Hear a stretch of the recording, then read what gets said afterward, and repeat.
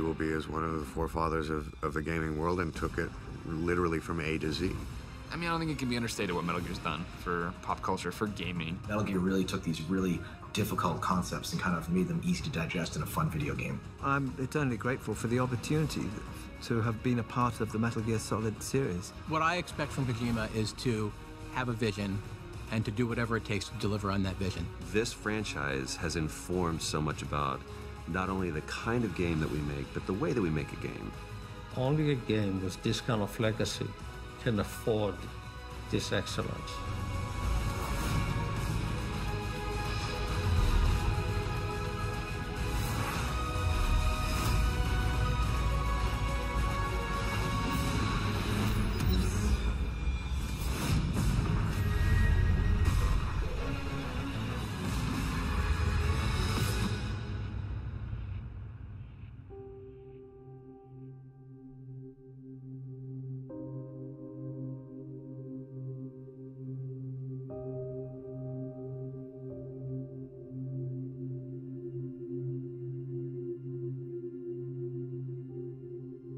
Mr. Kojima kind of arrives, the first time I met him, he arrives almost much farther ahead of his physical presence.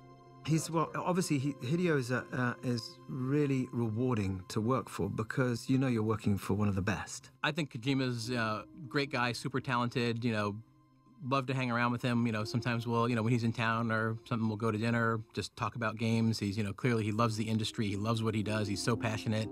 It's just, great to be around people like that. We're very much ones who try to be one-man armies. He's very idealistic, as I am. よく作品にすごい作品があって、それに影響を受けてまたこんな作品もあってこんな作品もあってっていう風にいろんなその影響みたいなことがあったりしますけど、このメタルギアソリッドに関してはそういう後の影響とか追従がもうできないようなもう圧倒的な一個のものっていうか。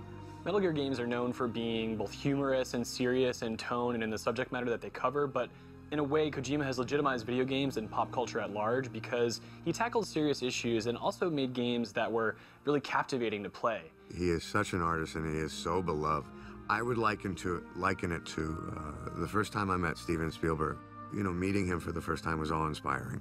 It was very similar for me when I got to meet Mr. Kojima. そのシニキングションっていうね、ジャンルっていうのはもう彼が作ったっていうかメタルギアの後に生まれたジャンルなので、そういった意味で言うと偉大なそのジャンルを作った人であったと思いますよ。Only person I care was, Kojima-san. That's it. I mean, he's the busiest one of the busiest video game creator in the world, right? He's working nonstop to create this giant video game to give joy to the fans all over the world. Hideo's a story guy. He likes his story. It's not just all about shoot 'em up stuff. He likes his story, in-depth story, and characterization. And I think I saw that develop a lot through 2, 3, and 4. Probably made people think that video games are more than just a throwaway pastime. They can also be works of art. He's been the one that's almost been opening the gates to people like myself, saying video games is not just what you think it is. He's like the Dali of video games. Just the reaction that all of the people that I'd been working with for almost a year and a half at that point was so excited to have him in their presence. It was a real honor for me. I think Kojima-san has created a universe and a signature that is entirely his own. He can be incredibly emotional and deep or incredibly insane and over the top. All these things make him one of the auteurs, a guy that has his own voice, is recognizable. You know when you are in a Kojima-san universe, and it's not something you can imitate. I feel the series has some of the best characters in any video gaming universe. They all have this incredibly human, sort of disappointed, romantic, nihilistic personality, but at the end of every game, at least once or twice, you experience another thing that is a Kojima signature, which is a great death scene. One of the most memorable moments in Metal Gear Solid 4, where Snake is crawling and is dying, and at the same time you have this sort of cinematic moment above him where you are combining the gameplay and sort of a free flow reflection about life and characters that were significant to you. And it was really a very poignant, very expressive, almost poetic moment that I think at that point and after that in many ways you haven't seen in a video game.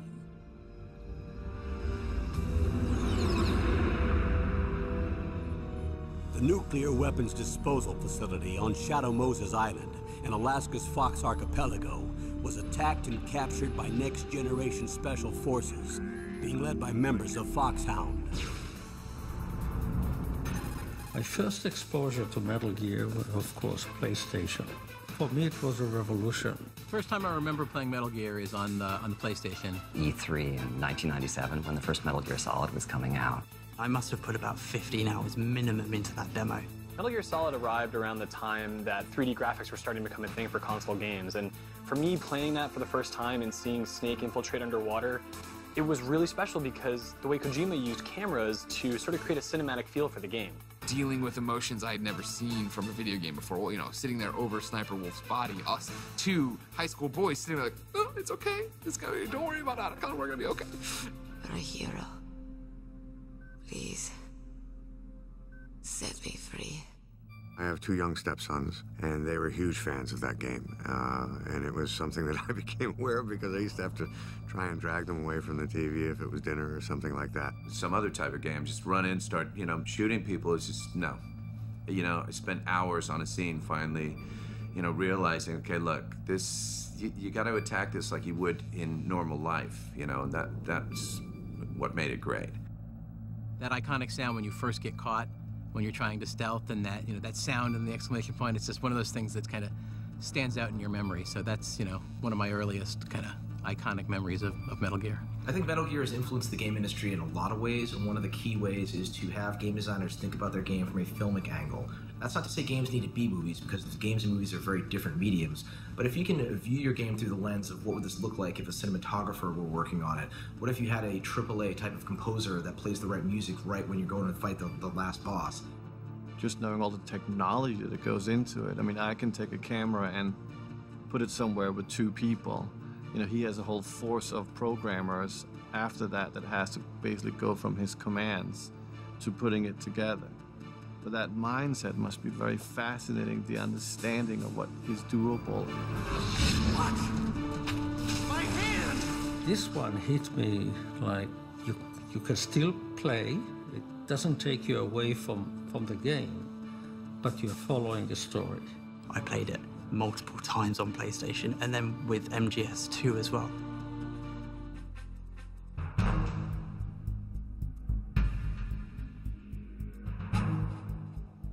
Wow! 拍手が起きて、でその時終わってみんなふっと立ち上がっていなくなった時に道がちゃんとあったんですよね。One day, a package arrived in my studio. I was busy trying to be a film composer. It was early days for me. The CD had on it examples of my music from The Replacement Killers, and actually music I'd contributed to Armageddon, Enemy of the State, a few action films. And the letter simply said, "This is how I want my game to sound. Are you interested?" And you know what? Flattery will get you everywhere. Yes, was the answer.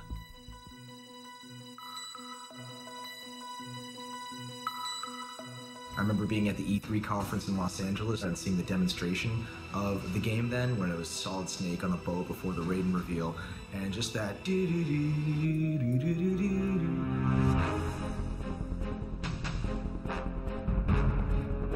It is still, in my opinion, one of the top 3 video game scores of all time. It was for Sons of Liberty. He wanted to do like a big title sequence, a completely animated title sequence, and not just cutting together game footage, but creating a lot of new content. I remember the idea of like this sort of double helix of DNA, the shapes of the scales of the snake skin, and trying to find these sort of symbolic juxtapositions in the opening credits. I remember going and visiting him in Tokyo after Metal Gear Solid 2 had shipped. And the office is dark. There's only one light on. It's Kojima in the corner. Everybody's on vacation, and he's sitting there planning out the story and the scenarios for the sequels.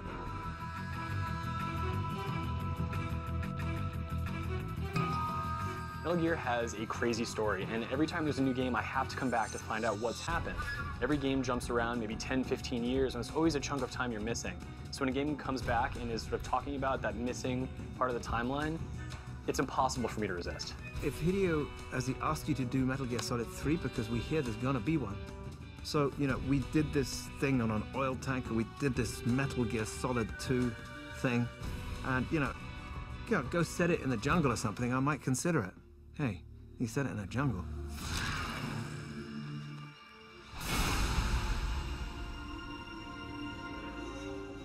I don't think he did it because of me, but... I don't think he did it because of me, but... You know, it was a new challenge. So with each game, there was a new challenge. The philosopher's legacy. Really, when I started seeing how he, story-wise, used his camera to really make it like a compelling structure, how he would cut it, how he would move the camera, the subjectiveness, the excitement, the way of using music. What a fear in my heart, but you're so supreme. I give my life, not for honor, but for you. How well do you have to know me to trust me? スネークイーターのずーっと上がっていくところ、あそこはずーっと上がっていくところでベタな演出だなと思って、もうこんな演出しちゃってって思ってるんだけど、でもずーっと上がって聞こえてくるうちに気がつくと泣いてたの。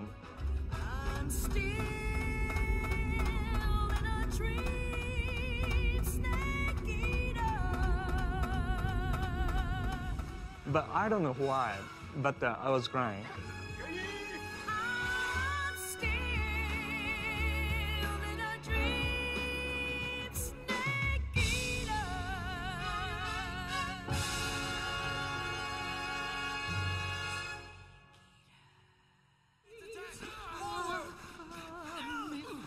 War has changed. When the battlefield is under total control, war becomes routine. I feel that Metal Gear's impact on pop culture has been a very impactful one from the fact that it's introduced kind of the idea of American and Western globalization and kind of military-industrial complex to an entire generation of gamers and those who are friends with those gamers. I mean, we never really thought about private military contractors or the future of what could happen with soldiers and nanotechnology and augmented soldiers and all of that craziness in there. And Metal Gear really took these really difficult concepts and kind of made them easy to digest in a fun video game.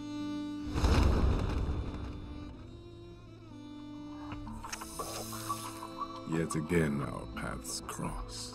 そのバンプっていうのがなんかその役にですね非常に似ててですね、なんかもしかしたらバンプっていうのはその鉄道のそのやつっていう役をイメージされて作ったのかなってちょっと思うぐらいちょっと似てるとこがあったので、かなり感情移入してそのバンプの役はできたんですね。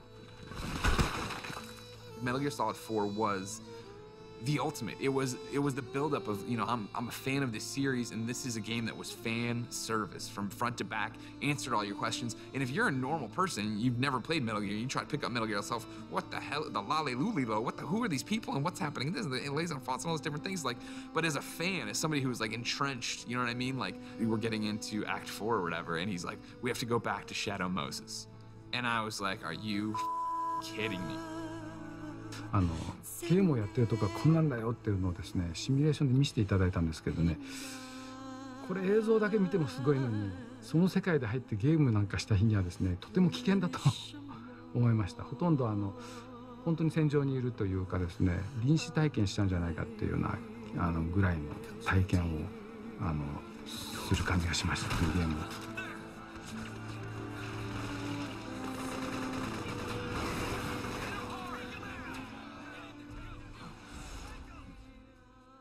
If it becomes a big franchise, you know, big hit series, it's much easier to go the safe highway, right? You don't want to go to the dirt road, and you never know, you know, what's waiting there. So, but Kojima-san seems like he's never afraid of that, and that's big credit as a creator, artist. By the way, Snake, we're changing your code name for all following communication. What's wrong with Snake? Just a precaution. You are now designated Raiden.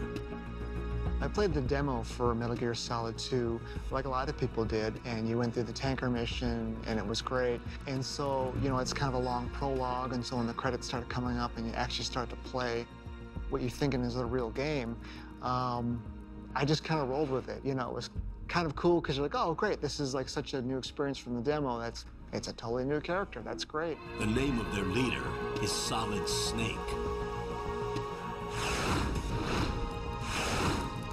The hero of Shadow Moses? So that's why you changed my code name.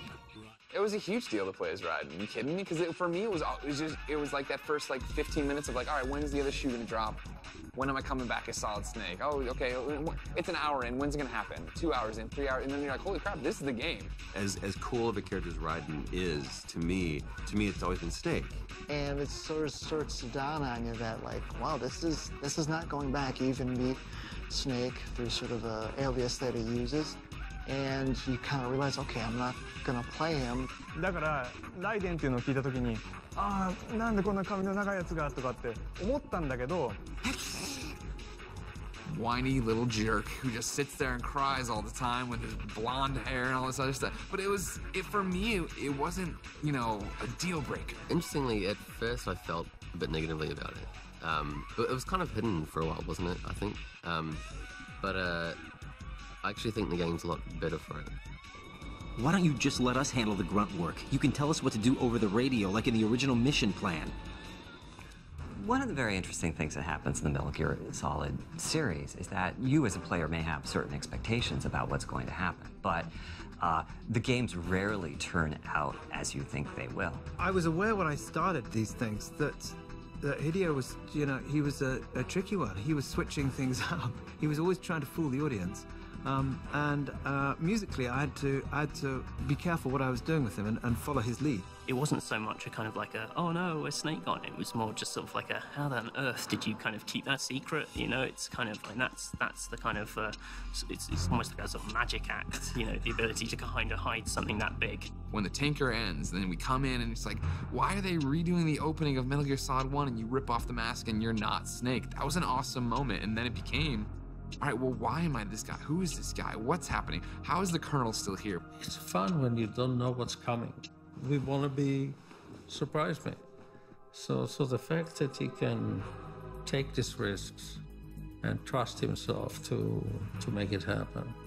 You just fall down the rabbit hole so easily with any one of these games, right? Where the story just gets out of control and you want to know what's coming up next. Like all of his choices, a very bold one. To take that risk, and the game, you know, obviously turned out to be amazing. You know, I think the ability to make these drastic changes in a game comes, you know, like the farther you get into a franchise, the more people are willing to accept some change. Doing it early on just shows, you know, like how seriously he takes that ability to kind of tell a story more so than just, you know, ship something that people expect. You know, you're putting this character who you always play as, you know, you're viewing him from a different perspective, and it gives him more, I guess, it grounds him more as a real character, and you can see how skilled he is compared to someone so new. If you run out of ammo, you can have mine. You got enough? Absolutely. Infinite ammo.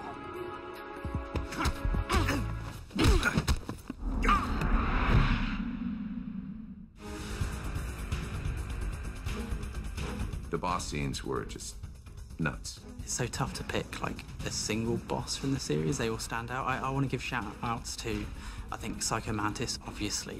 That's the one I guess most people will go to straight away. It's got to be between, in terms of the mechanics, it's got to either be between Psycho Mantis or the end. And the way that you can beat him by messing with your PS2 clock. I mean, when I fought him, it was this incredibly long, drawn-out thing. I was really bad, like I couldn't find him. Any time I did kind of finally catch a glimpse of him, I'd get too excited and mess it up and have to go and find him again. Like, just the whole time-based thing as well, how you can beat him if you just let him die. And I remember approaching that very carefully and sneaking around, and it took me a long time. You know, certainly I never thought to, like, reset my console clock or any of those little tricks, which are just great that they're in there. Kill him of old age. It's just like one of the that is one of the maddest bits of sort of technology use ever. I don't think that's sort of been bettered as a kind of trick. I just wish I'd known about it first time round. I guess like the best fights are the ones that sort of almost play out like puzzles. I mean, boss battles, there's so many. You talk about, you want to give Gray Fox a shout out, of course, just because remember how amazing that was. It looks like they were cut by some type of blade. Because this just ghost is going through, tearing people in half. The one guy's like crawling out at the end of it. And then you get to that fight with him, and like, that was so terrifying of him popping up over there, and you're trying to figure out how to get him. But then to jump forward and then have Raiden pick up that image, and then have in Metal Gear Solid 4, he gets stomped by Ray or whatever, but then you get to pilot Rex, and it's Rex Ray fight. I was like, holy crap, is this good? It's not over. Not yet. The sorrow as well, I think, is really clever, given that it all depends on how many people you've killed up until that point. Pretty much any confrontation with Ocelot, but maybe that's just because I like those confrontations. It's just you and me. No one to get in our way. Ocelots are proud creatures. They prefer to hunt alone. I think my favorite boss battle, and I'm probably not alone in this, is like the 15-minute epic long battle scene between Snake and Liquid that just goes on and on and on and on forever. It's got this beautiful, like, John Woo-esque, you know, amazing fight choreography and the back and forth between, you know, stabbing each other with the pens. We are beasts created by man. Life's end. Isn't it beautiful? It's almost tragic. If I had to pick one boss above all others, it would be the boss from the end of MGS3. Not just because the fight that you have, I mean, that alone is amazing. The CQC fight is really memorable, but just the meaning that's layered on top of it. Like, this was your mentor. You know, she was everything in that story. I raised you. I loved you. There is nothing more for me to give you. All that's left for you to take is my life. You know, Snake will, as best as he can, kind of develop some kind of affection for a character. And then he will either have to kill them or watch them die. It was heartbreaking to play that and, you know, see it through to its conclusion, because I didn't want to go the way that it did. It was inevitable. I knew it had to be done, but I was kind of torn up inside when I was doing it, knowing that, you know, the outcome was kind of inevitable. There's only room for one boss and one Snake.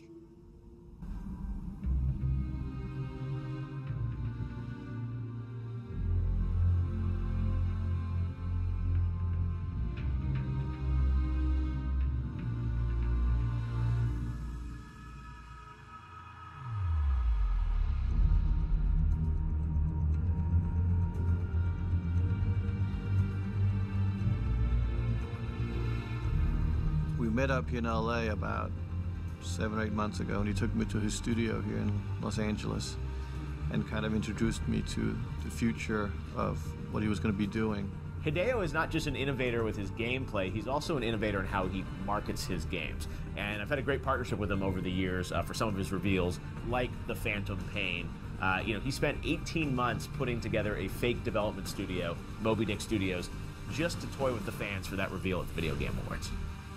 When I first saw the trailer for Metal Gear Solid 5, I was just blown away. Well, watching that trailer, I was really struck by the tone of it. You know, certainly like the sounds that were used, obviously the graphics and stuff. And, you know, I can't say that I instantly thought, okay, this is the new Metal Gear game, but I certainly, that was my suspicion. And, you know, obviously when the theories started coming out and stuff, I was definitely on board with a lot of that, which didn't take long. Metal Gear Solid 5 wasn't revealed as Metal Gear Solid 5. It was revealed as The Phantom Pain, which is the subtitle that applies to the major game. We had to find a way to cut the letters in The Phantom Pain, have these little indentations, so that those indentations later on would hold all the characters from Metal Gear type. And we thought we were so tricky. You know, we thought that nobody was going to figure out that that was the space for the T and that was the space for the P.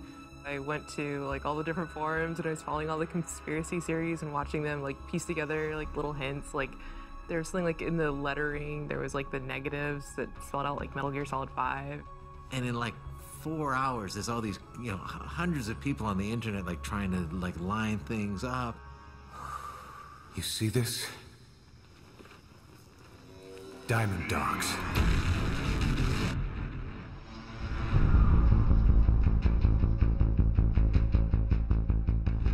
Metal Gear Solid 5, no trace of my theme. Hideo wanted to go that way, which is cool. Enough's enough, 2, 3, 4. We lent on that theme, we mangled it, we did this with it, we did that with it. People were dying to it, people were being born to it, people were being murdered to it, people were being shot up to it. I've produced the music for this new game, but the composer is Justin Burnett, who's a kind of someone who's worked with me, under me, on many of these things, so he knew the ropes anyhow. And it's going to be really super cool. I think the fans are going to be really happy about it. Solo infiltration of the Soviet main ground forces. Should be the perfect one. I was more fascinated by his idea that he was actually very consciously forcing you to make choices through the story. All I would say is it's important that people revisit Ground Zeroes again just before the Phantom Pain comes out. They may think it's going to be quite key to dive back in the weeks or a month before the final game comes out and really rinse it once more. It's Kojima's last Metal Gear, right? So it's kind of like letting the players loose, sort of thing.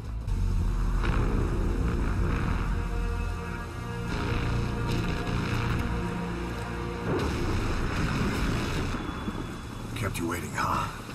First of all, my hat went off to Kiefer for really throwing his full weight into it and bringing it and submitting himself to the process and understanding who the character was and allowing it to breathe. What I think he's done with these characters, and specifically the character that I got to play, this is a man who's going to do the right thing for the right reasons. He's not doing it for money, he's not doing it for glory. This is a character who has a very strong sense of right and wrong and is going to do things according to that, and he's being confronted with circumstances that are beyond any one man's capability. Now go! Let the legend come back to life. I also freaked out because I got to see basically my face on Ocelot. And for me as an actor, for me as a fan, it was huge. Now I'm playing Miller, and and what a fantastic role to be cast in. Miller has a lot of vulnerable moments in the Phantom Pain, obviously with what's happened to him physically and mentally. It's gonna be super dark. It's a lot darker. The Phantom Pain, it's kind of scary. It's sort of it's a much darker vision. You're definitely gonna see some fun stuff in the Phantom Pain. It's like a movie. It's really like a movie. One of the interesting things about Kojima, which I very much related to, is that we're both very family men. We live very mundane lives with our children and our wives. We don't have a very exciting, everyday spectaculars, but our imagination and fantasies, travel where no man has gone before. I guess the legacy would be like continually subverted people's expectations in a good way. As I've seen Metal Gear Solid 5, people better watch out because that's going to do something different again. I think Hideo Kojima and Metal Gear have influenced other creators to experiment more and try things that are outside of the box. If creators, chase a vision that they really believe in, that will resonate with fans and it'll be evident in the final product. Well, a lot of people think of Kojima as the Metal Gear Solid guy, but in fact, he's a lot broader than that. もうこのメタルギアソリッドそのものが一つのもう文化というか、でっかい塊で影響することさえも許されないような、圧倒的な塊って感じがするんですけどね。ですからもうそれ一つがもう一つの大きな世界で、みんなそれにびっくりしてるというもうキングダム状態かなっていう気がしますけどね。The body of Metal Gear work, the art of Metal Gear, is very impressive to me, and what Hideo Kojima has dedicated his life to. It's kind of a noble thing.